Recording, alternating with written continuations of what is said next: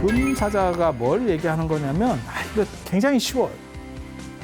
금이라고 하는 진료는 완전 최고급 진료잖아요. 그걸 누구도 부정할 수는 없잖아요. 그리고 이것을 가지고 다양하게 만들 수 있는 거지. 뭐 사자도 만들 수 있고, 뭐 코끼리도 만들 수 있고, 뭐 숟가락도 만들 수 있는 거고, 뭐 수도꼭지도 만들 수 있는 거겠지. 뭐 여러 가지 만들 수 있겠지. 모든 것은 변화해도 그 진료의 완전성은 항상하다.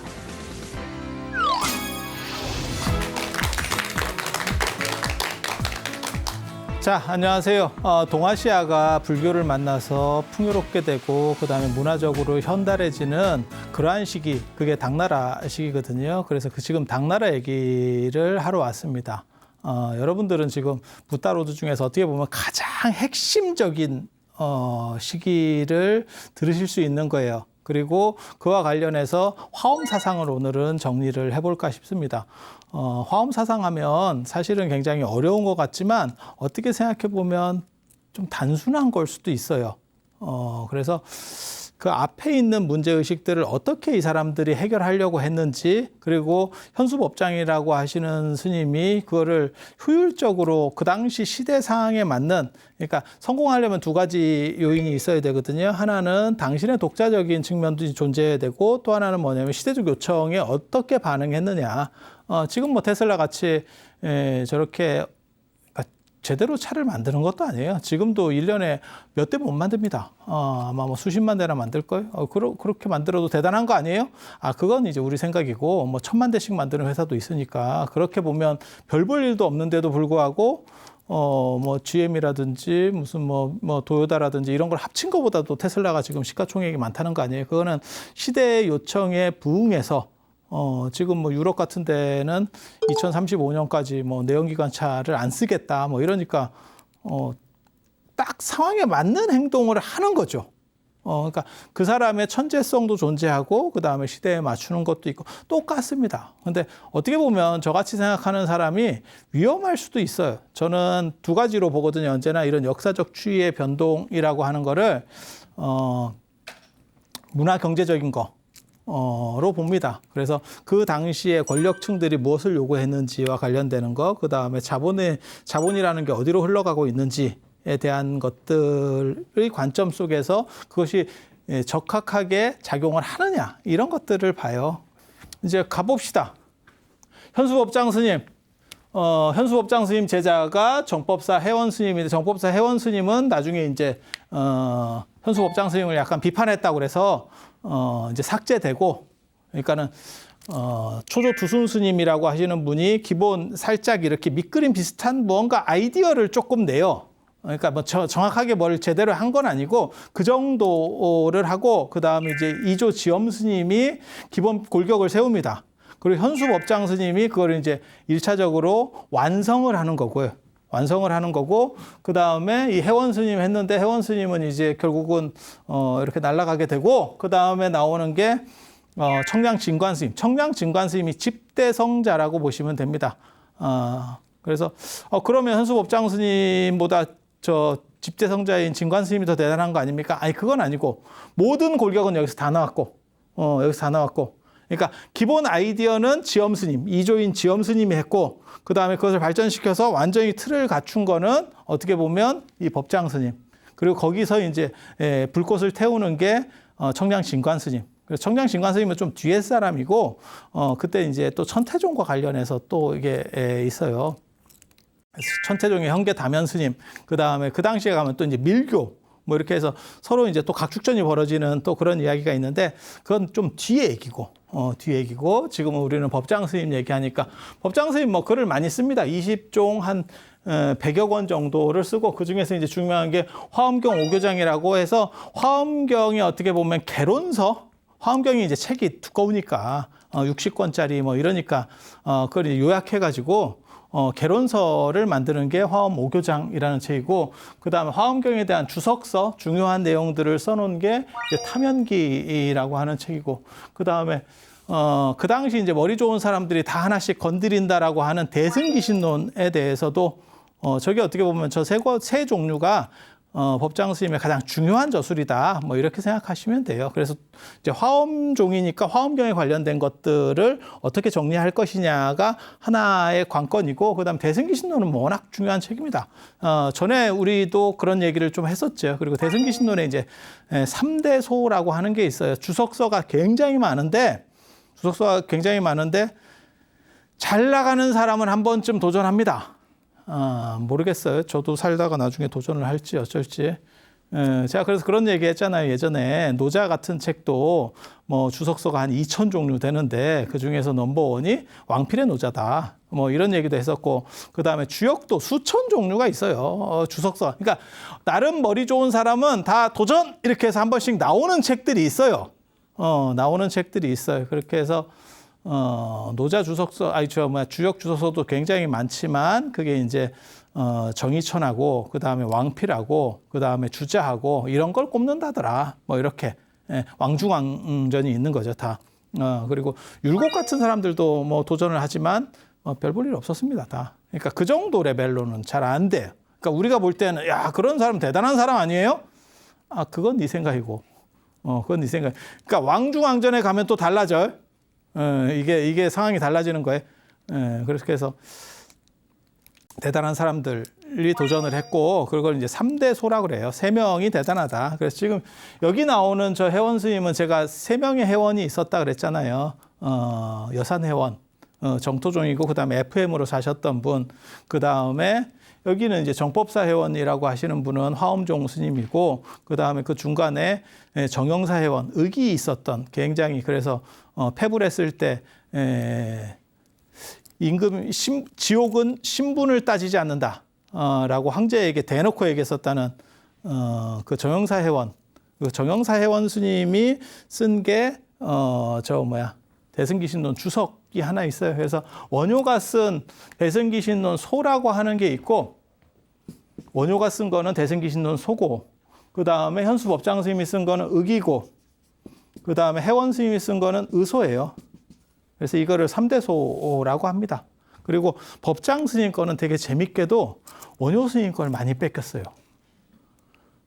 그게 이제 표절이냐 오마주냐인데, 지금 같아서는 제가 보기에는 약간 문제가 있는, 고위직으로는 못 올라갈, 인사청문회 이런 거 하면 이제 표절로 걸릴 것 같은, 충분히 걸릴 것 같은.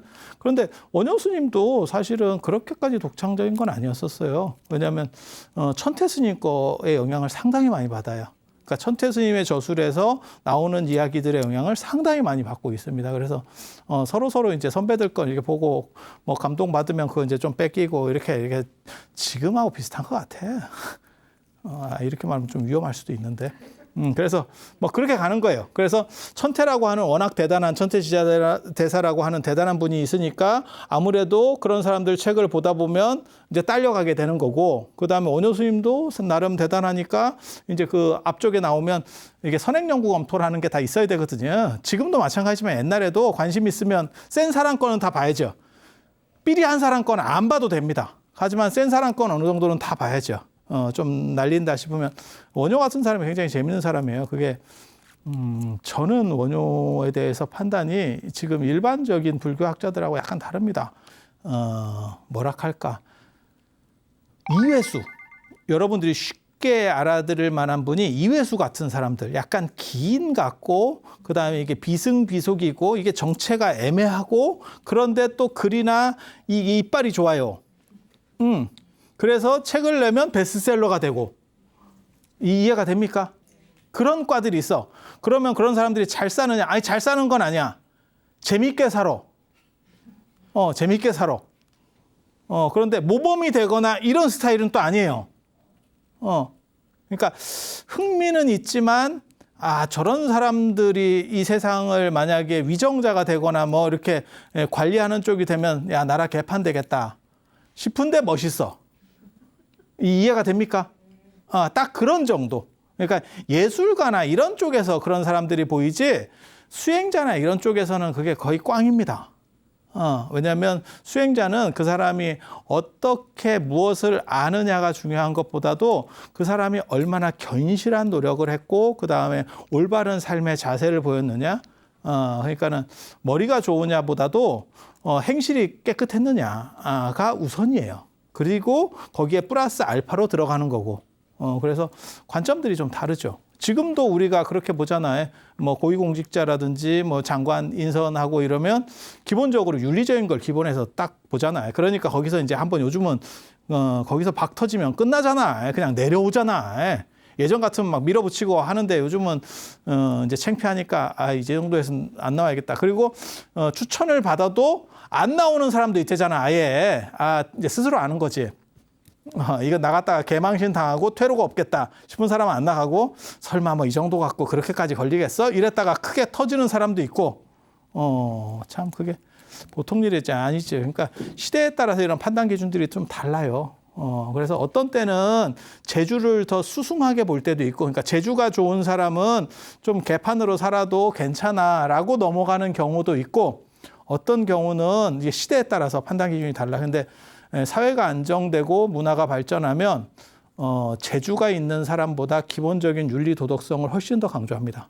이게 선진국 사회도 마찬가지예요. 기본 윤리 도덕성이 없는데 재주가 있다고 해서 올려주지 않습니다. 그러니까 우리나라도 지금 그렇게 된 거죠. 그래서 제가 그런 얘기 했잖아요. 이승만 대통령 때나 뭐 박정희 대통령 때 이런 시절만 해도 재주 있는 사람이면 상태가 좀 메롱이라도 그냥 냅뒀는데 지금은 그런 데서 걸려버리면 하루아침에 다 날아가는 거죠. 연예인도 그렇고. 뭐 그런 식이 돼버렸잖아요. 체육인 뭐 이런 것도 마찬가지잖아요. 한참 뜨고 있다가 쟤한테 제가 학교 다닐 때 두드려 맞았어요. 뭐 이런 거 몇 번 나오면 사람이 없어지잖아. 그다음부터 안 나오잖아. 국가대표도 날아가는 거예요. 그러니까 국가대표는 어떻게 보면 실력이라는 게 굉장히 중요한데도 불구하고 지금 사회가 그런 거죠. 그래서 원효 같은 분은 사실은 정상적 사회면 용납이 안 되는 분이라고 보시면 돼요. 그래서 앞으로도 더 평가가 더 떨어지리라고 저는 생각을 합니다. 사회가 안정될수록 그런 분들은 더 떨어지고 그다음에 윤리 도덕적으로 산 사람들이 더 올라가요. 올라가요. 그래서 법장 스님 같은 경우는 당연히 이쪽에 손을 대게 되는 거고 그다음에 그 전에 원효 스님께 한번 쫙 유행을 하니까 그걸 보다 보면 자기도 모르게 아마 뺏기고 이런 증세들도 나올 겁니다. 그래서 그런 정도 생각을 하시면 되고 그다음에 이 화엄경 탐연기가 책이 이제 이거는 개론서니까 압착된 내용들 추려놓은 거고 요거는 이제 여기에 전에 말씀드렸던 오교십종 이라고 하는 거, 그러니까는 교판이라고 하는 거예요. 그러니까 천태종에서는 58교라는 걸 만들었었고, 그 다음에 화엄종에서는 5교10종이라는 걸 만들어요. 그러니까 교판이라는 게 뭐냐면 전체 불교가 워낙 복잡하고 여러 가지들이 많으니까 그걸 다 이렇게 갈라서 범주별로 딱 묶는 거예요. 이렇게 묶고 이렇게 묶고 그리고 그렇게 묶는 이유는 결국은 뭘 얘기하고 싶은 거냐면 내게 그래서 최고로 대단해. 그 얘기를 하고 싶은 거예요. 그 얘기가 핵심이지 다른 거 다 필요 없어요. 너네가 아는 것보다 내게 최고로 대단해. 하지만 문제는 뭐냐면 그렇게 대단한데 왜 사람들이 지금까지 몰랐을까? 이 생각은 한 번 정도 해야 돼.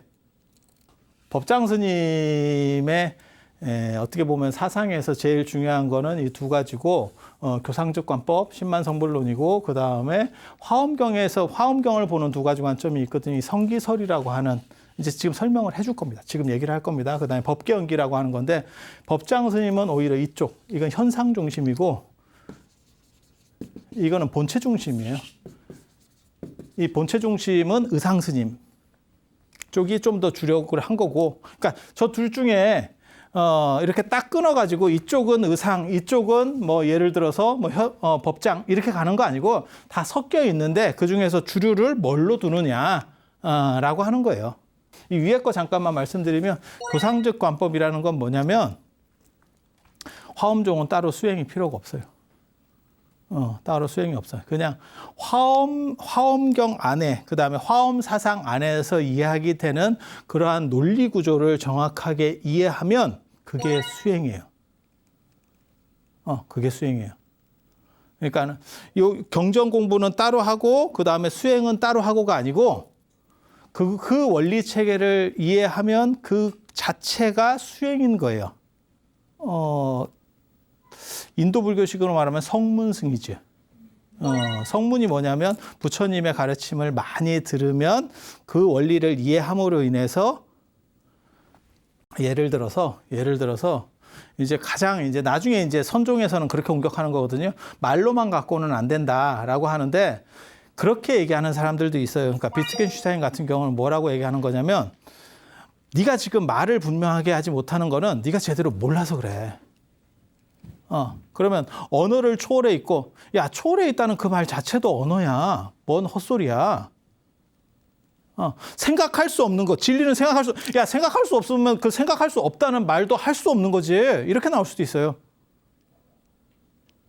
그래서 내가 분명히 아는데 그것을 잘 설명 못 하겠고, 그게 뭔지를 개념을 뚜렷하게 얘기를 못 하겠어. 그러면 네가 지금 불완전하게 아는 거야.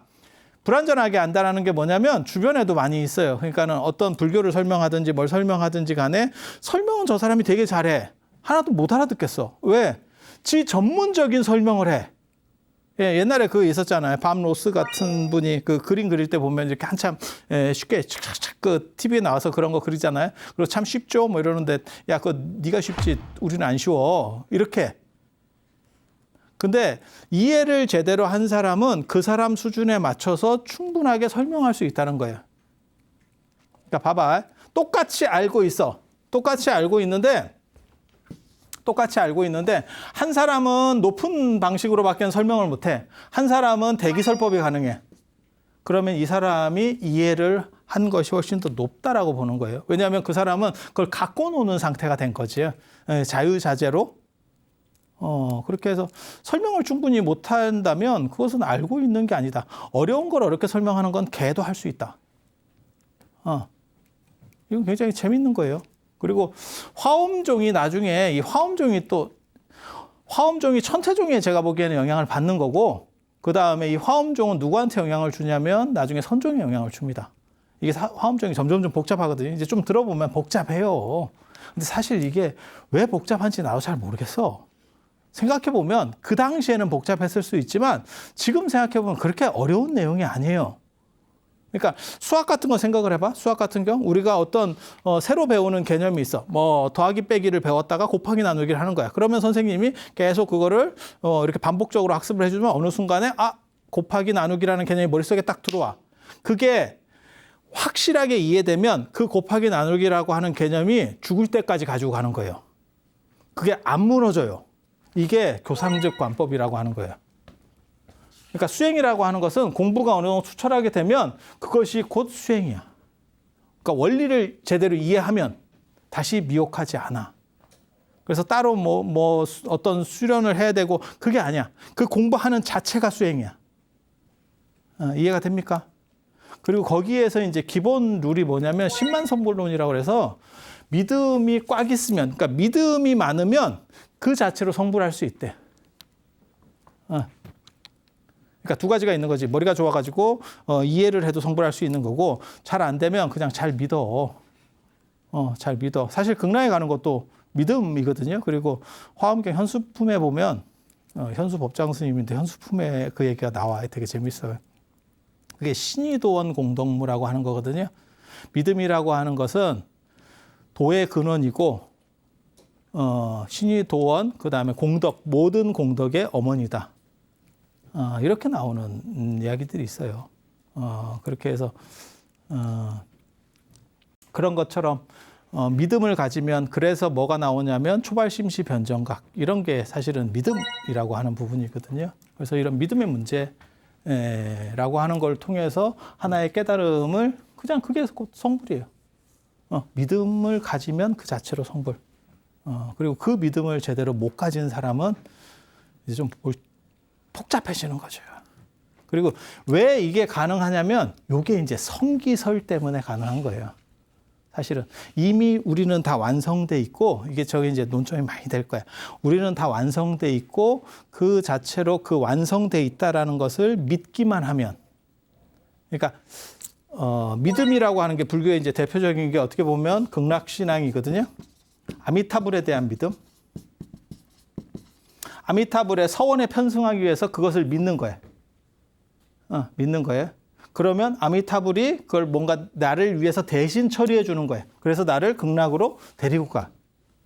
라고 하는 개념이라면 사실 여기에서 믿음이라고 하는 거는 내가 본래 완성돼 있다. 나는 본래부터 붓다였다. 라는 거에 대한 믿음이에요.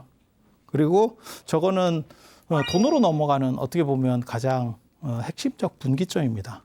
저것을 알면 돈호가 되는 거고 잘 안 되면 그냥 일단 믿음부터 가지게 되는 거고. 그래서 법장 스님의 두 가지 생각. 하나는 화엄 사상이라든지 이런 것들을 잘 공부해서 내가 명확하게 딱 이해하면 그러면 그것이 곧 수행이라더라. 지금도 마찬가지예요, 사실은. 이 얘기는 저는 굉장히 타당하다고 생각하거든요. 공부하는 사람들 다 똑같은 거를 하는 거예요. 그렇게 해서 어떤 생각이 딱 서버리면 그 사람은 흔들리지 않아. 그러니까 무슨 뭐 영화를 하는 사람이든 뭐 연극을 하는 사람이든 뭐 수학을 하는 사람이 다 마찬가지예요. 어떤 원리를 어느 정도 이상 딱 터득해버리면 그 사람은 그 단계와 관련해서는 미혹되지 않아. 딱 머리가 딱 뚜렷하게 쓰는 거지. 그리고 이렇게 공부가 되는 사람도 있고 아닌 사람도 있거든요. 그게 잘 이해가 안 되는 사람도 있거든요. 그러면 기본적인 거를 네가 믿어. 믿으면 너는 성불할 수 있어. 라고 얘기하는 거예요. 그래서 두 가지 트랙으로 가는 거예요. 투 트랙으로 가는 거죠. 이해할 수 있는 사람, 이해할 수 없는 사람. 그런데 전에 제가 말씀드릴 때 그런 얘기 했었거든요. 육아 법상중에서는 저런 식으로 믿음을 가지고 간다라고 하는 것보다 공부를 가지고 간다라고 생각하는 부분이 더 강력해서 실제로는 이런 식의 개념에 대해서 비판적인 생각을 했었죠. 그렇게 하면 이제 지옥 간다. 이제 그렇게 부처님 말을 어기는 거기 때문에 화엄종에서 그렇게 얘기하는 거예요. 실제로 그렇다는 게 아니고 그래서 순경 나락가설이라고 하는 이야기들 같은 경우가 그렇게 나오는 이야기라고 보시면 돼요.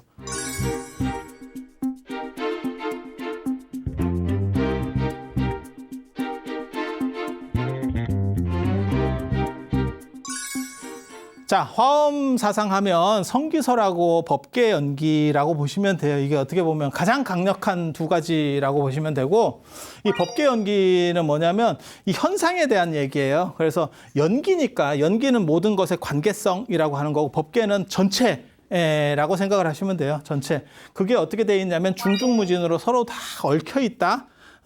이거를 신시편에서는 뭐라 그러냐면 인드라망 경계문이라고 하는 거거든요. 인드라망이 뭐냐면 저게 전에도 제가 잠깐 말씀드렸었는데 인드라가 제석천이에요. 인도 사람들 같은 경우는 차양이 있어. 차양. 덥기 때문에 차양은 치는데 햇빛은 맞고 바람은 들어오는 그런 차양들을 쳐요. 그러니까 그물차양입니다. 우리가 생각하는 것처럼 이렇게 천으로다가 카페 같은 데서 이렇게 쭉 당겨서 그런 차양 말고 그물차양. 그래서 바람은 통하고 그다음에 햇빛은 차단되는 거. 사실 저는 어렸을 때 저런 거 많이 봤었는데 그 검은 비닐 같은 걸로 해서 이렇게 찢어가지고 우리 어렸을 때는 그런 게 좀 있었는데 요즘은 그런 거 안 보이더라고요. 그렇게 해서 차양이 있고 인도 사람들은 저런 차양을 많이 썼었던 것 같아요. 그래서 제가 전에 그런 얘기 했었는데 바람에 걸리지 않는 그물처럼이라고 하는 게 사실은 물고기 잡는 그물이 아니고 저 차양을 얘기한다. 그리고 귀족들 같은 경우는 이 차양을 이렇게 바둑판 같이 쭉 쳐놓으면 이게 훨씬 촘촘한 거예요. 모기장 같다고 생각하시면 되고 그게 약간 이렇게 두께감이 있어야 돼요. 그러면 햇빛은 못 들어오고 바람만 통하는 그런 상황이 됩니다. 요런 상황에서 여기다가 구슬 장식을 한다는 거죠. 이렇게 이쁘게 그냥 장식으로. 근데 그거를 투명한 유리로다가 쫙 놓으면 서로가 서로를 비춰서 하나 속에 전체가 들어가고 거울 생각하시면 돼요. 거울을 팔각형으로 만들었다고 생각하시면 서로가 서로를 계속 비추겠지. 거울의 방이라고 생각하시면 돼요. 똑같은 얘기를 하는 거예요. 그게 중중무진. 중중무진. 그래서 일체는 다 어떻게 보면 서로 관계성이 있고 그 다음에 서로가 서로를 포함한다. 사실은 그 얘기가 법계 연기의 핵심입니다. 그래서 요 성기설 얘기는 아직 안 한 거예요. 오늘만 좀 복잡해. 그냥 그러려하고 들어보세요. 이거 그렇게 어려운 얘기 아니에요. 그래서 상즉상입이라고 하는 거는 한자도 참 오늘 많이 썼다. 진짜 쓸데없이 너무 많이 쓴 것 같은데 개인적으로 한자가 많이 들어갈수록 사람들이 싫어해요. 근데 어려운 글자는 아니에요. 상즉이라는 건 뭐냐면 전체적으로 서로 관계성을 맺고 있다. 너와 나는 다 관계성을 맺고 있다. 라고 보시면 돼요. 그러니까는 1부터 1, 2, 3, 4, 5, 6, 7, 8, 9, 10 이러면 이것과 이것은 서로 다 나름의 관계성을 맺고 있다. 그 다음에 이것은 이 나머지들하고 전체하고 관계성을 맺고 있다. 그렇지 않으면 이것들은 다 분절되어 있기 때문에 서로 연결될 수 없다. 이해가 돼요? 이해가 돼요?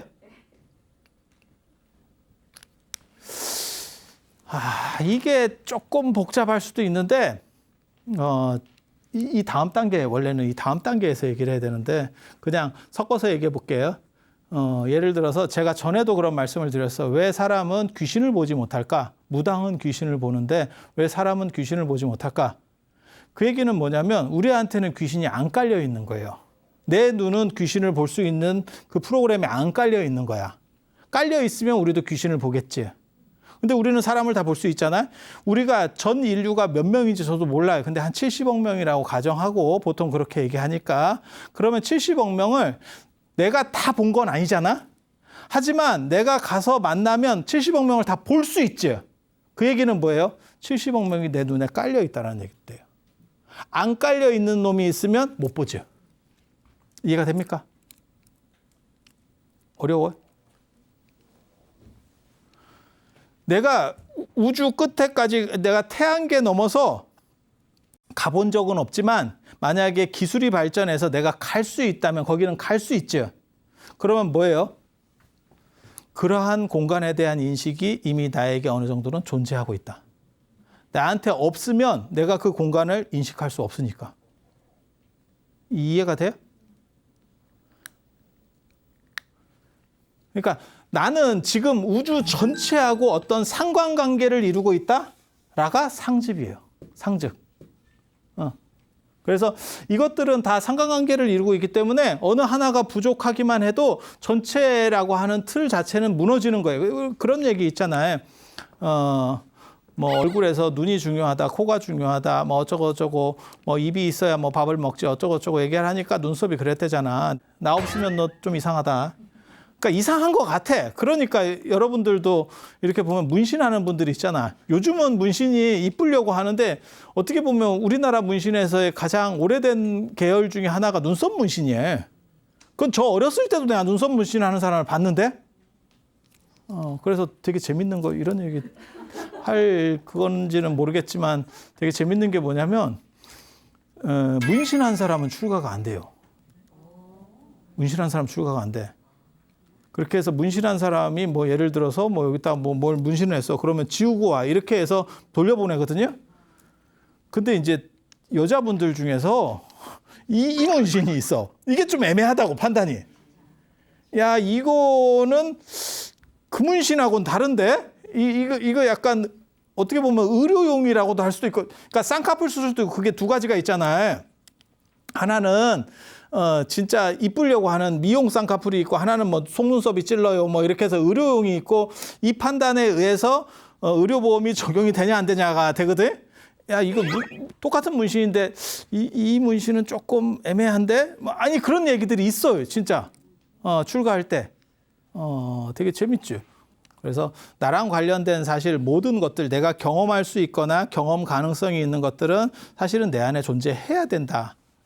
라고 하는 게 상즉이라고 보시면 돼요. 그리고 이 상즉에서 방금 눈썹 얘기한 것처럼 어떤 부분이 결여되면 그것은 완전성을 잃어버리죠. 그러니까 이 우주 안에는 태양같이 강력한 놈도 있고 태양보다 태양을 진짜 완전히 쭈구리로 만드는 더 강력한 별도 있는 거예요.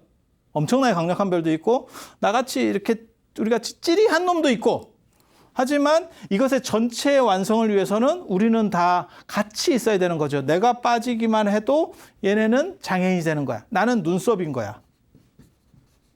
이렇게 되면 현상적으로는 내가 찌리하지만 본질적으로는 너네나 나나 다 대등이라는 생각을 할 수 있죠. 그러니까 저렇게 되면 어떻게 되냐면 부처님이 더 대단하고 내가 더 모질르고 이게 아니에요. 우리 모두는 다 평등. 그리고 그것은 나이 들고 젊고 그 다음에 성을 넘어서서 그러니까는 뭐 여성이든 남성이든 뭐 중성이든 뭐 개든 인간이든 뭐 그 이상이든 신이든 뭐든 할 거 없이 전부 대등이라고 하는 개념을 기본적으로 까는 거예요. 이게 상즉. 어떻게 보면 세계관을 만드는 거예요.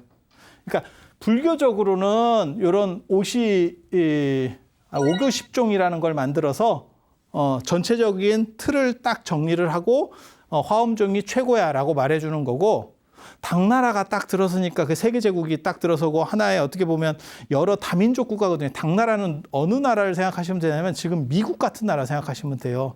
미국은 민족과 국민의 개념이 다릅니다.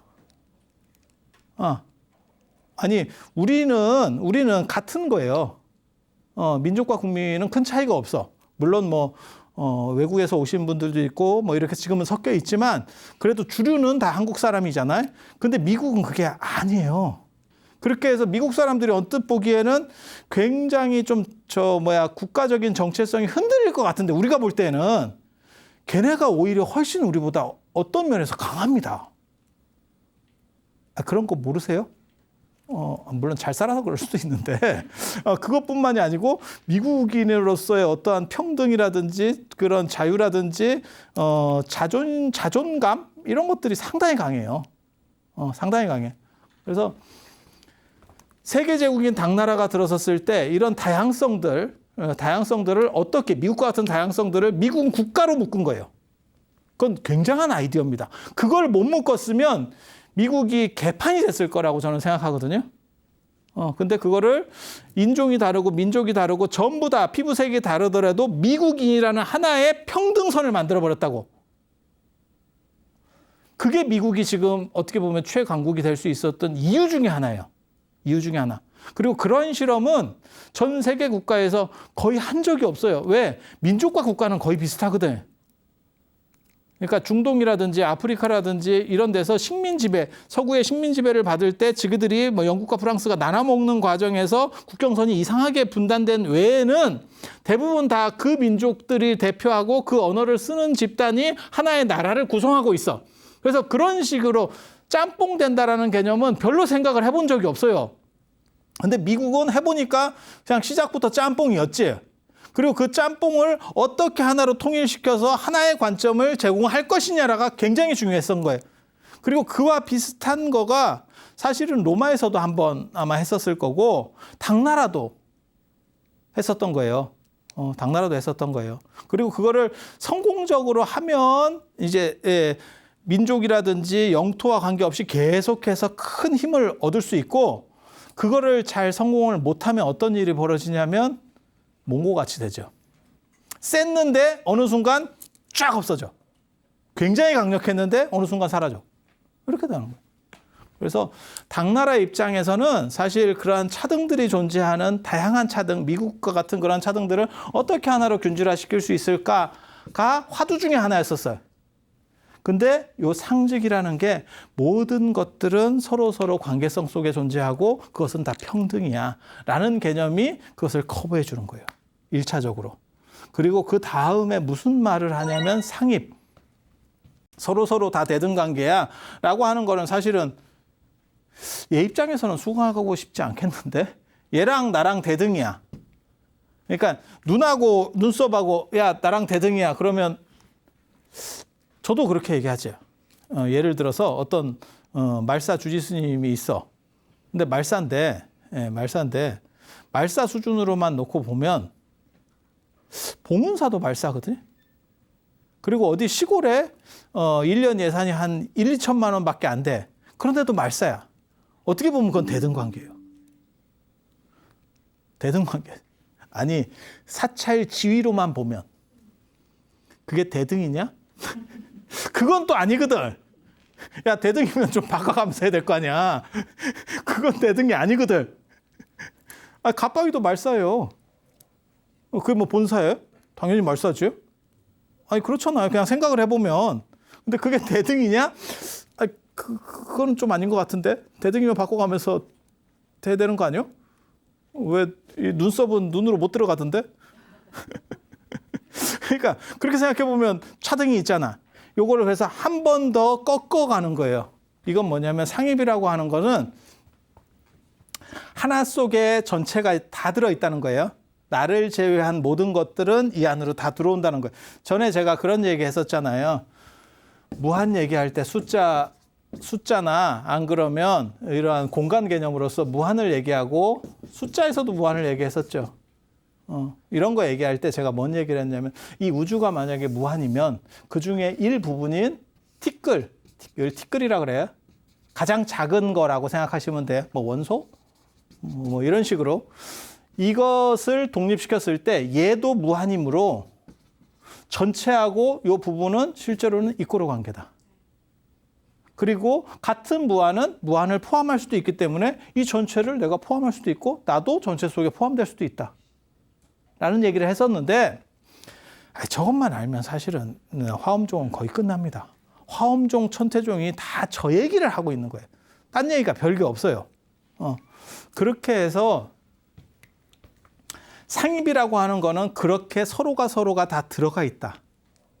그러니까 이것은 이렇게 기본적 평등도 되지만 상즉에 의한 평등도 되지만 실제로는 본질적 평등도 된다. 상입에 의한 본질적 평등. 그러니까 네가 어떻게 보면 너는 조그만 찌리한 말사, 뭐 예를 들어서 갑바위 같은 좋은 말사, 그것이 크게 다르다고 생각하지 마. 아 이거 그래도 현상적으로는 다른 거 아니요? 본질적으로는 같은 대등 관계야. 아 그렇긴 한데 현상적으로는 다른 거 아니요? 아 이 얘기가 나오는 거예요. 그래서 나중에 이 현상론의 관점에서 보게 되면 어떤 일이 벌어지냐면 그것은 달라라고 말하면 선으로 가는 거예요. 그리고 본질적인 관점으로 이렇게 놓고 보면 그러면 화엄이에요. 화엄이에요. 이제 그 차이로 넘어가는 거거든. 그래서 상즉상입을 또 다른 말로 뭐냐면 일즉일체, 하나 속에 전체가 들어가고 그다음에 전체 속에 하나가 들어간다. 지금 이 얘기예요. 무한의 부분은 무한이고 무한의 부분은 무한이고 이 무한끼리는 서로 간에 포함될 수도 있고 서로 포함할 수도 있고 들어갈 수도 있고 먹을 수도 있고 그게 동시에 가능하다는 거예요. 그리고 저거를 이제 법성계식으로 얘기하면 일미진중 함시방이죠. 일미 속에 하나의 티끌 속에 전체 우주가 다 들어온다. 내가 우주 속에 존재하는 이유는 무엇이냐? 실제로는 우주를 다 먹고 지금 이 자리에 존재하는 거다. 그리고 나만 그런 게 아니고 모두가 그렇다.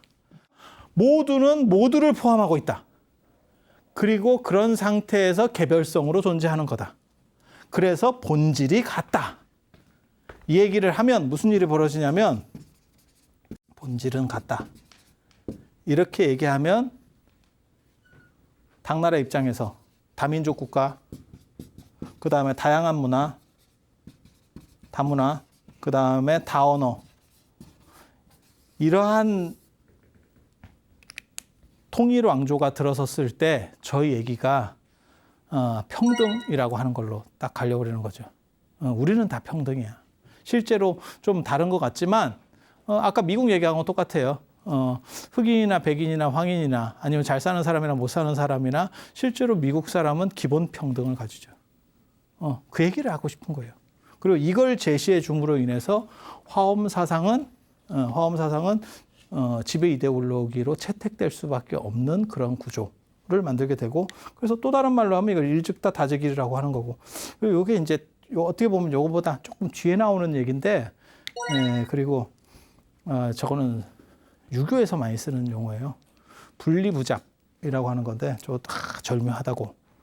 서로 떨어져 있는 것이 아니지만 그러니까 다 같이 있다는 뜻이에요. 저거는. 분리라고 하는 거는 둘이 아니다라고 봐도 돼요. 불이로 봐도 돼요. 그러니까 서로 다 떨어져 있는 게 아니고 우리는 관계성 속에서 다 한꺼번에 존재하는 거다. 하지만 부잡, 서로 섞여 있지는 않다. 서로 섞여 있으면 너랑 나랑 다 뭉뚱그려서 있어야 되잖아요. 그래서 그렇게 존재한다. 그래서 개념을 상즉상입이라고 하는 개념을 좀 더 뚜렷하게 분명히 해놓은 게 분리부잡이라고 하는 개념들이거든요. 저 상당히 재밌어요. 상당히 재밌어요. 오늘 지금 얘기해 드리는 게 어떻게 보면 조금 어려울 수 있고, 나 근데 진짜 이거 내가 고등학교 때 내가 이거 이해했는데, 고등학교 때 내가 자빠져서 할 일 없어서 이런 거 생각하고 있었어요. 그리고 나서 나중에 딱 생각을 해보니까 천태종은 수나라라고 하는 통일제국이 들어설 때 저 얘기를 한번 한 거고, 그래서 지배 이데올로기 채택이 되는 거고, 그러니까 세계관, 이게 지금 세계관의 문제거든. 새로운 제국이 들어섰는데 거기에 맞는 세계관과 비전 제시를 할 수 있느냐에 대한 문제예요. 그렇게 해서 한번 하는 거고, 그 다음에 당나라가 됐을 때는 수나라 걸 쓸 수는 없거든.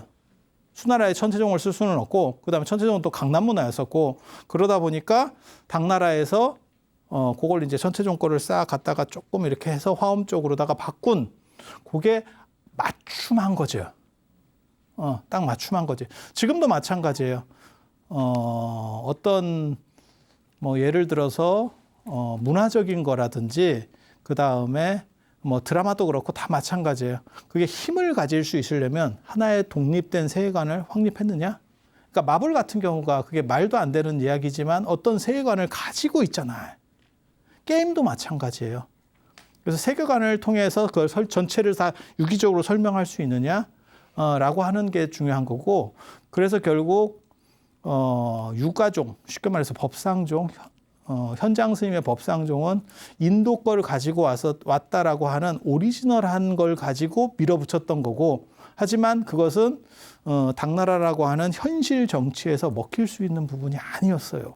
그래서 결국 그게 쇠퇴하는 거고, 그 다음에 화엄종 같은 경우는 뜰 수 있는 게 뭐냐면 그 시대를 읽었기 때문에, 그래서 선택될 수밖에 없는 거고, 똑같은 이유가 우리나라에서도 삼국기 통일되는 과정에서 똑같은 다문화, 다민족, 다언어의 문제가 벌어지는 거죠. 그거를 화엄이라고 하는 것이 먹고 들어가는 거예요. 그래서 그런 정도 생각을 하시면 되고, 이걸로는 다 못 끝낼 것 같아요. 그래서 다음 시간에 지금 사종법계 이야기, 이런 얘기를 제가 잠깐 더 해드리고, 또 다른 이야기를 할 수 있도록 그렇게 하겠습니다. 자, 들어주셔서 감사합니다.